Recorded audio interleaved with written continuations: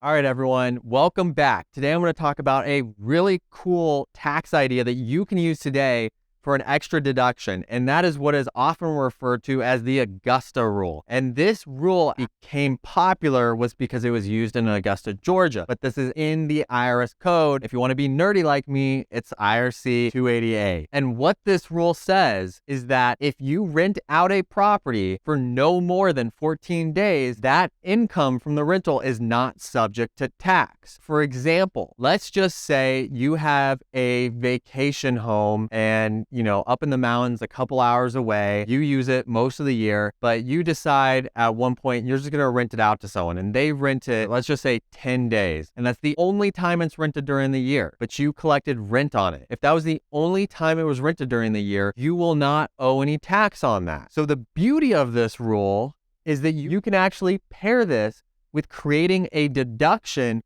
for your business as well. Now, you have to have a real business, okay? So if you have a real business and you have a business purpose for renting out one of your properties, say you have employees and you want to do, I don't know, a holiday party, or maybe you have an annual meeting or a board meeting that you're going to host at your house because it makes sense to host there. I mean, if you were to host this somewhere else at a hotel or another conference room, you'd probably have to pay, right? And so the idea is that, well, it's the same thing. You're just choosing to use your home as a venue for a specific business reason. And so you would pay yourself rent from the business. And so because that is a business expense, it would be deductible. And if you did that for less than 14 days out of the year, that would not be taxable on the other side. So you're creating a deduction, but you're actually getting the cash in your hands just outside of the business and not picking it up as income. Now, one thing to make sure that is clear on this is if you have a property and say you rented it to your business for 14 days out of the year, thinking that that's tax-free, but then you also rented it to other people for other reasons. Maybe it was a house on Airbnb or something, and so it was rented to other people throughout the year, but you only rent it to your business for 14 days or less. Well, that's not going to cut it, because the house in total for the year was rented for more than 14 days. So this 14-day requirement is about how much the place was rented in total during the year, not how much it was just rented to your business, okay? So a good way to substantiate this, because if the IRS happens to dig this up, you want to be able to substantiate, one, that it's rented at a fair market value. So don't just make up a large number to create a deduction. It's always a good idea to maybe call a couple places, get quotes on what it would cost for you to host somewhere else, and use that as a baseline of what you should charge yourself for that.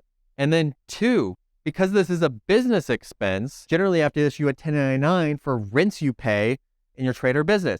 So you should be issuing yourself a 1099 in that case if you're renting it to your business, okay? Some might say, well, now I've got a 1099 I have to report. Yeah, and there's ways to report that so that it doesn't look like a red flag. So for example, a lot of times you may show that 1099 as income on your form where you report rental. So you'll show, say you rented it to yourself for $1,000. You'd show $1,000 of income on your Schedule E, and then down below in the other expenses, you may reverse it out as an expense saying tax exempt income from Internal Revenue Code 280A, right? So it nets to zero, but you're still reporting the 1099. So you're doing everything correctly. Another quick tip for this is some people will actually have a home office and some will set that up as renting the office to their business. But a better way, if you want to use the Augusta rule and have other events for employees or other gatherings or business meetings there and rent it from your business, is set up what's called an accountable plan. This means that you take the expenses of your home and you prorate them essentially for the space that you're using for business. And then the business will reimburse you for those exact expenses. You're accountable for it. So that's why it's called an accountable plan. If you do that, it's not really the business is renting from you for the home office. It's that you're reimbursing an employee's costs of working out of their home. So then when you do these events and you rent your house or something for an event for a true business purpose, now if you do that for 14 days or less, the time used as a home office isn't going to force you to go over that 14-day limit. So hopefully this was helpful. Again, just remember you need a business purpose, okay? Don't take advantage. This is already a great benefit, and I'll see you in the next video.